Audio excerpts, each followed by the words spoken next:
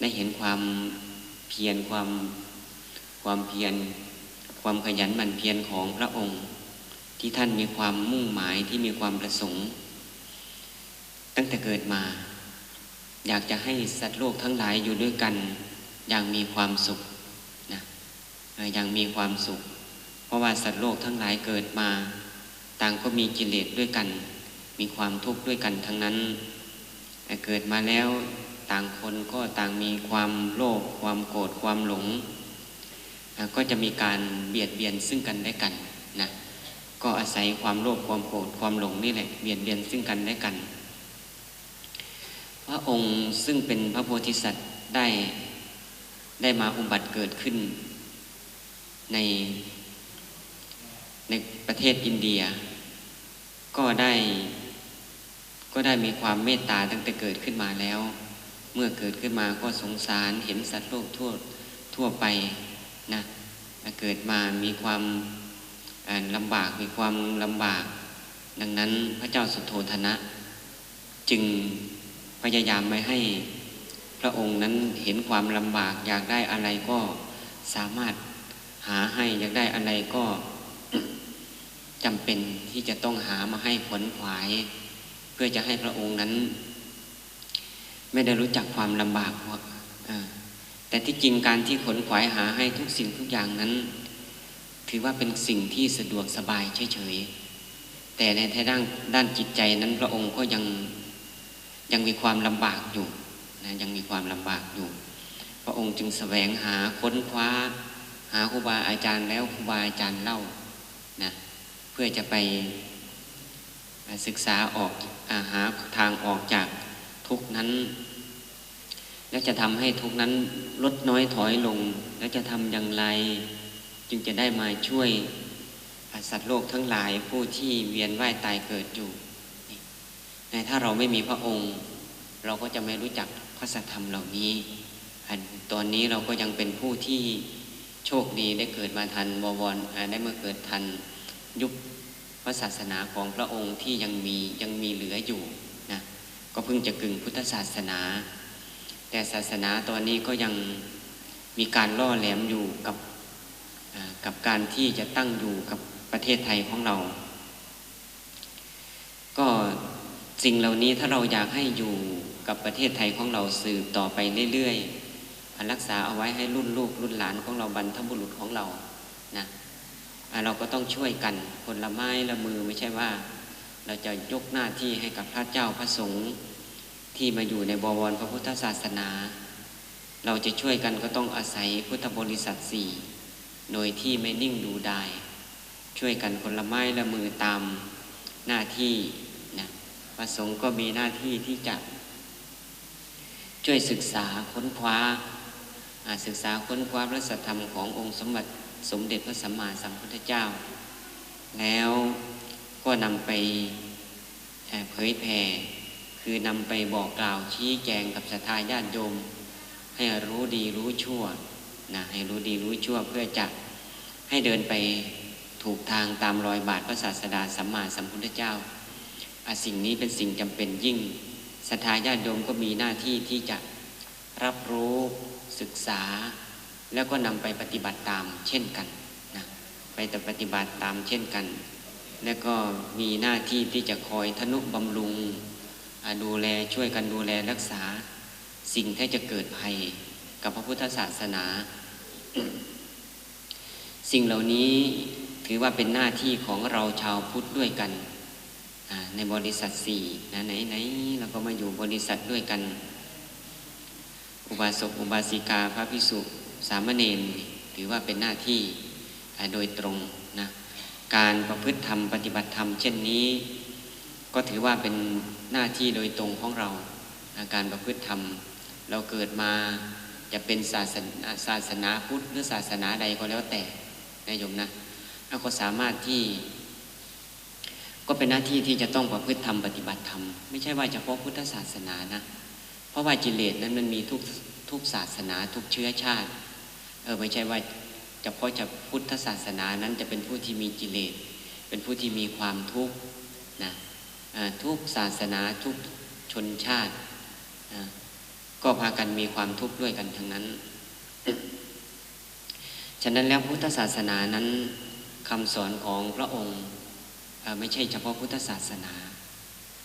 สามารถอยู่ร่วมกันได้สามารถเอาไปปฏิบัติตามร่วมกันได้นะถึงแม้ว่าศีลเฉพาะศีลห้านี่โยมก็ลองดูศาสนาอื่นเขาไม่มีบัญญัติศีลห้า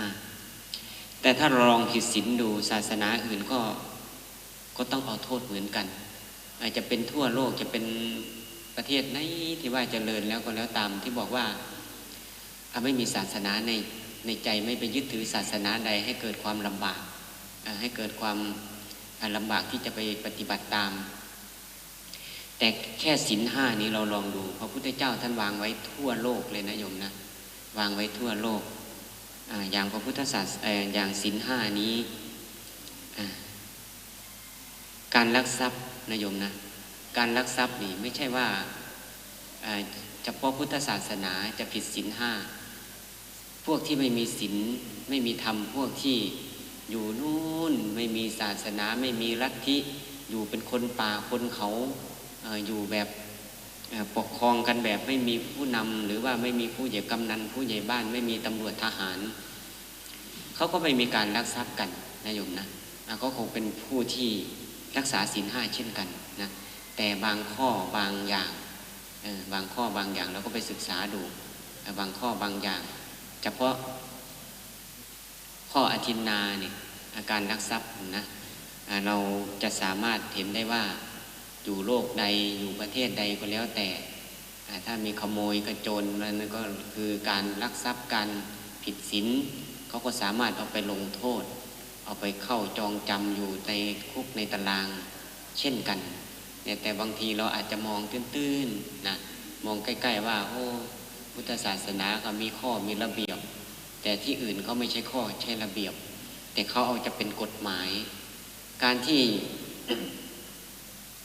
นักกฎหมายนักวิชาการที่จะร่างกฎหมายออกมา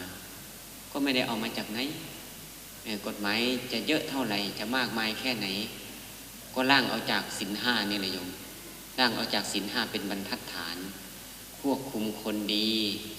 ไม่ให้ทุจริตไม่ให้ผิดศีลนี่แต่ถ้าผิดศีลแล้วเขาก็ต้องไป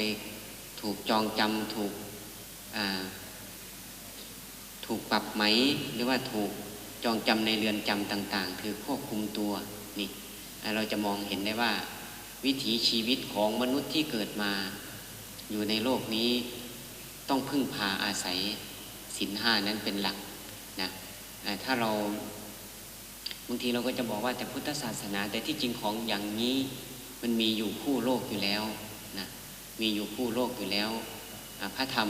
ที่พระองค์ตรัสรู้มาก็มีอยู่คู่โลกมาตั้งแต่สมัยไหนแต่สมัยพระพุทธเจ้ายังไม่อุบัติขึ้น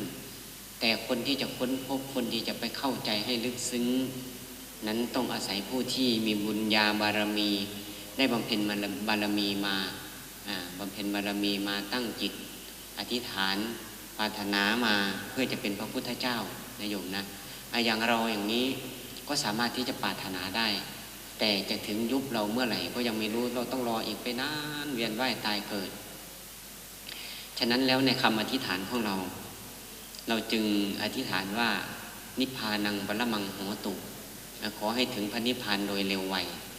ถ้าเรารอเป็นพระพุทธเจ้าแล้วจึงจะค้นพบพระนิพพานมันก็นานตอนนี้ไม่รู้จ่อชิวอยู่เท่าไหร่ที่จะเป็นพระพุทธเจ้าแต่ละสมัยแต่ละภพนะโยมหลังจากพระพุทธเจ้าแต่ละองค์ศาสนาของพระองค์นั้นก็จะยืนยาวไปอย่างพุทธศาสนาเหล่านี้ที่ว่าสั้นที่สุดก็อยู่ 5,000 ปีบางคนอาจจะบอกว่ามันไม่ถึงหรอก 5,000 ปีอันนั้นเป็นคำตัดของพระองค์แล้วอย่างไรก็อยู่ได้ถึง 5,000 ปีแต่ว่าศาสนานั้นจะไปเจริญอยู่ที่ละที่ละแห่งถ้าเราไม่รู้จักช่วยกันรักษาไปเจริญอยู่ที่อื่นอาจจะอันตรพาลหายไปจากประเทศไทยเราตอนนี้ที่ว่าถือว่าเจริญรุ่งเรืองมากที่สุดอยู่ในประเทศไทยพุทธศาสนา แต่มันก็มีแต่ข้อแม้อยู่ว่ามันน่าจะหายไปอยู่ เพราะว่าตอนนี้ประเทศใกล้เคียงเราถึงแม้ว่าเขานับถือพุทธศาสนามั่งไม่นับถือมั่งแต่เขาก็บรรจุพุทธศาสนานั้นเป็นศาสนาประจำชาติเขา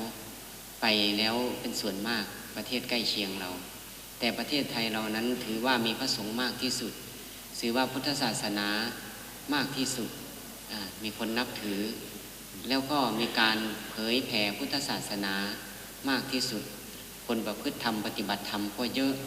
นะโดยที่มีผู้มาให้ความรู้นั้นโดยที่ไม่คิดเป็นสินจ้างนะเป็นสินจ้างเป็นราคาแต่ณประเทศอื่นนั้นที่จะไปบรรยายหรือว่าที่จะผู้ที่ไปบรรยายต้องเป็นคอร์สต้องใช้ผู้ที่มีความรู้ความสามารถเข้าไปบรรยายแล้วทีนี้ก็ต้องจ้างไปเหมือนกับครูสอนตามสอนพิเศษทั่วไป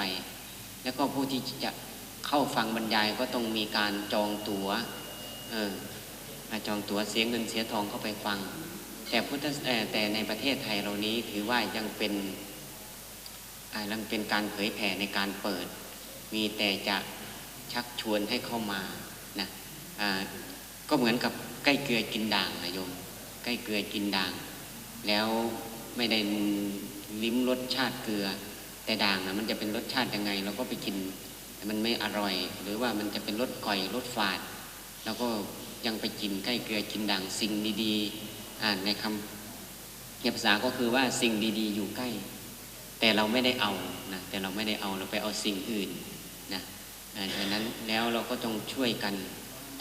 รักษาเอาไว้เพื่อจะให้ถึงรุ่นลูกรุ่นหลานของเรานะตอนนี้เวลาก็ใกล้จะถึงเวลาแล้วครูบาอาจารย์ก็นิมนต์นะครับ17 นาฬิกา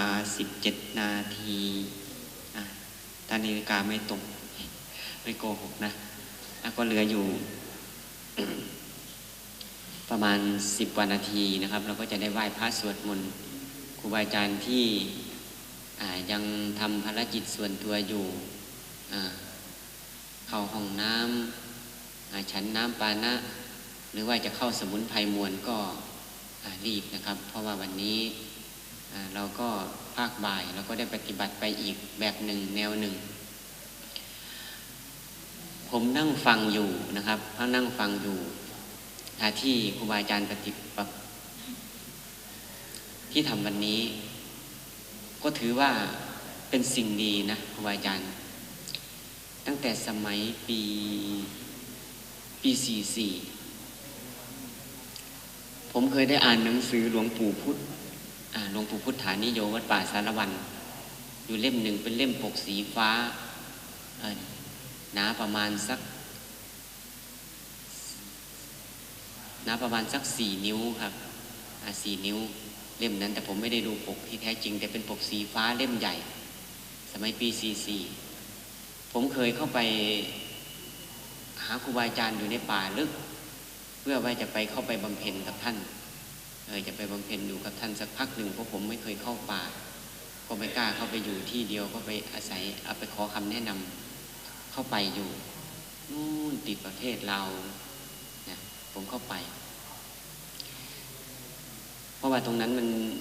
ผมเข้าไปหลังจากออกพรรษาแล้วผมก็เลยมีโอกาสได้ไปเปิดดูหนังสือเล่มนั้นหลวงปู่พุธเคยกล่าวเอาไว้นะครับตามที่ครูบาอาจารย์ได้ทำวันนี้แหละครับการสูดลมหายใจเข้าลึกๆแล้วก็กั้นลมหายใจเอาไว้แล้วก็ปล่อยออกโดยทำจิตใจนั้นให้ว่างให้สบายนะทำจิตใจผมก็นั่งฟังทำจิตใจให้ว่างปล่อยวางนี่หลวงปู่พุธได้สอนเอาไว้ว่าถ้าเป็นโรคปวดหัวนะครับทำประมาณ7 ครั้งหายใจเข้า7 ครั้งจะสามารถรักษาโรคปวดหัวได้ผมก็จำได้ตั้งแต่ตอนนั้นผมก็เอามาใช้ก็ได้ผลอยู่นะแต่อาจจะเป็นผมยังสมาธิยังไม่แก่กล้าบางทีถ้ามันปวดมากก็ต้องพึ่งพาอาศัยยาเช่นกันแต่ก็แก้ไขได้นะครับแก้ไขได้ผมเคยทำสมัยผมเข้าไปอยู่ในป่าส มัยนั้นครูบาอาจารย์ก็นำไปใช้นะครับการหายใจยิ่งตอนเช้าเราตื่นขึ้นมาแล้วเราทำเลยนะครับทำปล่อยวางผู้ใหม่อาจจะไม่เข้าใจปล่อยวางจะให้ปล่อยวางอะไรไม่ได้ถืออะไรไว้อาจจะว่าในการปล่อยวางนั่นก็คือทำใจให้สบายครับทำใจให้สบายไม่ต้องไปพะวงหน้าพะวงหลังร่างกายเราก็ทำให้สบายไม่ต้องไปเกรงอะไรนะครับบางทีเราว่าเรานั่งอยู่เฉยๆนี่ร่างกายเราจะไปเกรงไปตึงอยู่นะครับอาจจะเป็นแขนเป็นขาเป็นหัวอย่างนี้บางทีเราอาจจะมีความเกรงอยู่กดเอาไว้กดเอาไว้เราก็พยายามปล่อยวางถ้าเป็นการปล่อยวางมากที่สุดเท่าไหร่จะปล่อยวางมากที่สุดเท่าไหร่ร่างกายเราได้แบบอยู่เป็นปกติมากเท่าไหร่ครูบาอาจารย์ลองสังเกตดูว่าตอนเรากำลังเริ่มจะหลับนะนั่นแหละมันร่างกายของเรามันไม่เกรงอะไรนะปล่อยวางหมดเรากำอะไรไว้มันก็หลุดมือนะตอนนั้นร่างกายของเรามันก็จะผ่อนคลายลงเราก็พยายามทำร่างกายของเราให้อย่างนั้นตรวจดูนะครับตรวจดูแล้วก็ทำร่างกายของเราให้มันทำให้สบายทำให้ผ่อนคลายอยู่ตลอดเวลาบางทีเราทำบางทีนี่ผู้ใดเคยที่ขับรถหรือว่าคนผู้ที่เล่นคอมพิวเตอร์อย่างนี้เขาบอกว่าอย่าเคร่งเครียดนะถ้าไปหาหมอภาษาหมอจะบอกว่าเคร่งเครียดตามที่จริงเราบอกว่าเราก็ไม่ได้เคร่งเครียดอะไรไม่ได้ทำอะไรขับรถขับลาไปก็ใช้คอมพิวเตอร์ไปธรรมดาแต่ที่จริงสายตาเราเพ่งอยู่มันเคร่งเครียดผู้ที่บางคนก็แพ้การเพ่งนะแพ้การเพ่งเราทำงานเราเอาจิตของเราไปนึกไปค้นคว้าหานี่มันก็มีการเคร่งเครียดเกิดขึ้นนะครับนี่เป็นการเพ่งของร่างกายของเราไม่มีการผ่อนคลายนี่แหละแต่หลักของพุทธศาสนา นั้นให้ปล่อยวางทุกอย่างให้ผ่อนคลายให้สงบกายสงบวาจาแล้วก็สงบใจใจสงบมันเป็นยังไงวิเวกใจวิเวกกายกายของเราก็นั่งอยู่ปกติแต่ไม่ได้ไปเคร่งเครียดตรงไหนไม่ได้ไปกดตรงไหนถ้านั่งก็ไม่ต้องไปกดให้การนั่งของเราอยู่อย่างสบายเสื้อผ้าก่อนที่เราจะนั่งสมาธิเราก็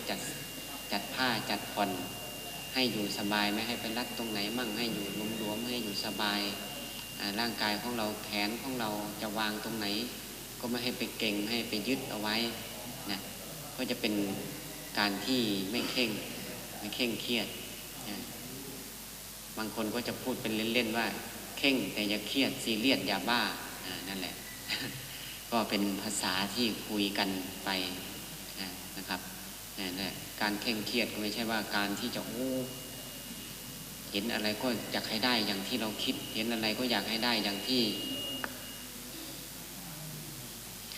เราตั้งกติกาไว้กำหนดกฎเกณฑ์เอาไว้นะครับอันนั้นเป็นการเคร่งเครียดนะครับไม่ใช่เคร่งแบบปล่อยวางหลวงพ่อท่านยังบอกว่า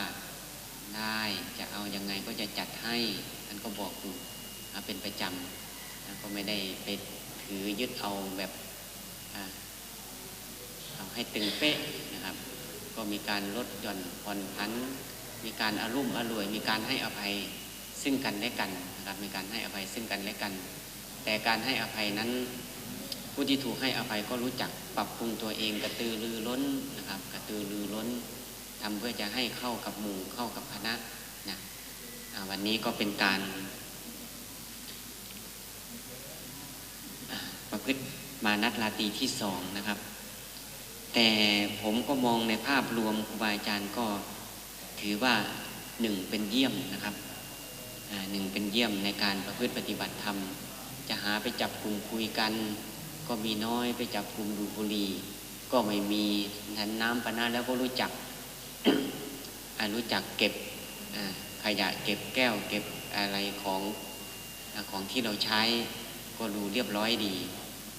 แต่ผมจะขออีกอย่างหนึ่งนะที่จะขอผมอยากเห็นกราบสวยๆพร้อมกันอันนี้มันเหมือนกับคลื่นทะเลมันเป็นธรรมชาติเกินไปกราบสวยๆเนี่ยฟังครับฟังองค์นำพอเราขึ้นมาแล้วเราก็อย่าเพิ่งลงไปแล้วก็รออยู่ถ้าขึ้นก่อนคิดว่าขึ้นก่อน เวลากราบก็ค่อยลงไม่ใช่ว่ากราบยังองค์นำยังไม่ได้บอกอีกเลยลงไปแล้วองค์ขึ้นก็เพิ่งขึ้นนะแต่บางที่บางแห่งนี่ฝึก2 วันนะไปบางที่ที่เข้มงวดจริงๆแบบเอาตามอันนั้นเป๊ะจริงๆนะครูบาอาจารย์ก็ลองดูนะลองดูเวลาอาจารย์ประมวลบอกเตรียมเราก็นั่งคุกเข่าขึ้นประนมมือเอาไว้กราบก็ค่อยๆลงแล้วก็ค่อยๆขึ้นรอฟังท่านรอฟังท่านว่ากราบอีกทีหนึ่งนี่มันก็จะพร้อมเพียงกันขึ้นมานัดราตรีที่2แล้วผมจะเห็นภาพอย่างนี้เวลากราบครูบาอาจารย์ที่ท่านมาให้โอวาทธรรมนะก็จะเป็นเสน่ห์อีกอย่างหนึ่งนะไม่ใช่อยากได้หรอกอยากเห็นอยากเห็นครับถ้าทำได้ก็เป็นบุญเป็นบารมีนะความพร้อมเพียงนี่เทวดาก็อนุโมทนาด้วยบุญรักษาเทวดาคุ้มครองอาจจะเดินทางไปที่แห่งหนใดก็พระมาประพฤติปฏิบัติธรรมอยู่นี่ไม่ใช่ธรรมดานะพูดถึงเรื่องกราบนะครับครูบาอาจารย์ถ้าเคยไปภูยาอู่อาจจะรู้จักหลวงพ่อทองใบเจ้าคณะภาคมาเยี่ยมพระ500 กว่ารูปกราบทีเดียวได้เจ้าคุณครับโดยที่ไม่ได้ขอนะกราบทีเดียวได้เจ้าคุณเลยครับพระ500 กว่ารูปในที่แห่งนั้นครูบาอาจารย์ก็ลองไปสัมผัสดูว่าเป็นเท็จจริงแค่ไหนนะเท็จจริงแค่ไหนจะมีแต่ก่อนสมัยก่อนเนี่ยท่านก็จะรับพระแล้วก็จะตรวจโรคนะจะตรวจโรครับพระแล้วก็จะตรวจโรคขึ้นไปอยู่ถ้าไม่ได้5 พรรษาก็จะไม่ปล่อยลงมานอกจากจะหนีมาเองนะครับนอกจากจะหนีมาเองพระก็เลยสะสมอยู่ตรงนั้นเยอะสะสมอยู่ตรงนั้นเยอะเป็น400 500เวลาขบฉันก็เหมือนกับที่เราเข้าปริวาสนี่แหละครับเหมือนกับที่เราเข้าปริวาสตีระฆังแล้วก็มาพิจารณาอาหารมีพระเจ้าหน้าที่รับประเคนไว้แล้วก็พิจารณาอาหารแล้วก็ไปฉันแล้วก็ปฏิบัติธรรมอยู่อย่างนั้นตลอดปีแล้วก็ใครแล้วแต่รูปใดจะสมาทานเช่นไรสมาทานไม่นอนสมาทานหลังไม่แตะพื้นสมาทานเดินจงกรมสมาทานอดอาหารอย่างนี้ก็มีนะครับมีอาจารย์องค์หนึ่งที่ผมเคยรู้จักชื่ออาจารย์สเหลาอยู่ลพบุรีไม่รู้อยู่อำเภอเลยตอนนี้ถามข่าวว่าเป็นเจ้าคณะตำบลอันนี้สมาทานไม่ฉันเข้า3 เดือนในพรรษาครับพร้อมหนังหลุดขนหลุดเหลือแต่หัวครูบาอาจารย์ถ้าเป็นพระอีสานจะรู้จักปลาดุกที่มันอยู่ในบ่อน้ำในบ่อในสร้างนะจะอย่างนั้นเลยครับหน้าแล้งเนี่ยไม่มีอะไรกินเลยอยู่เพื่อประทังชีวิตอยู่นะแต่ก็ไม่ตายนะแต่บางทีผมไปได้ยินบรรยายนะว่าพระพุทธเจ้านั้นบำเพ็ญทุกกิริยาอะไรนะบำเพ็ญอดอาหารเนี่ยทุกกิริยากิจหรืออะไรเนี่ยผมก็พูดไม่ถูกลืมบางคนก็บอกว่าพระองค์อดอาหาร7 วันหนังหลุดออกแสดงว่าผู้ที่บรรยายเนี่ยไม่เคยอดอาหารเลยมั้งผมว่าแต่ที่จริง20 วันเนี่ยยังปกติอยู่นะอดอาหารครูบาอาจารย์ลองดูก็ได้3 วันใหม่จะหิวถ้าเลยไปนั้นก็จะปกติจะแต่จะมีอาการอ่อนเพลียอยู่ก็เหมือนต้นไม้นะครับเราเอาไปก่อนจะตายนะครับเขาสละใบออกพอทีนี้สู้เพื่อจะอยู่ครับสู้เพื่อจะอยู่ดูดน้ำเลี้ยงที่มันมีอยู่ในเปลือกครับออกมาใช้ก็แตกยอดแตกใบคนไม่เข้าใจก็รอดตายแล้วใบออกมาแล้วยอดออกมาแล้วแต่ที่จริงร่างกายของมนุษย์เราก็เช่นกันครับเขาจะใช้น้ำเลี้ยงที่ยังมีอยู่ในร่างกายของเรานำมารักษามาใช้ก่อนอาหารอันใดที่มันอันนี้ก็เอามารักษาก่อนก็จะอยู่ได้ผมเคยอดอยู่หลายวันอยู่ไม่จะว่าไอ้นี่ไปก็อยู่ได้ปกตินะครับลองดูครูบาอาจารย์ลองดูความทุกข์ที่พระองค์ได้ทำอยากลองดูว่าพระพุทธเจ้าท่านลำบากแค่ไหนกว่าจะได้พระสัทธรรมมาเผยแผ่มาให้กับเราได้รู้จักนะครูบาอาจารย์ก็ลองดูก็ได้นะครับอด ตั้งใจสมาทานอย่าไปมองมันมากนะถ้าอดแล้วก็ให้หนีไกลๆนะครับหนีไกลๆแล้วก็สั่งโยมอย่าไปใกล้ถ้าโยมนี่ไม่ได้นะสงสารพระท่านนิมนต์น้อยจะไปทำอย่างนั้นได้ยังไงโยมก็จะยกตัวอย่างนะไม่ใช่ทางบรรลุไม่ใช่ทางนิพพานอย่าไปทำพระพุทธเจ้าไม่ให้ทำเอาขอจบไปแค่นี้ก่อนได้เวลานะครับ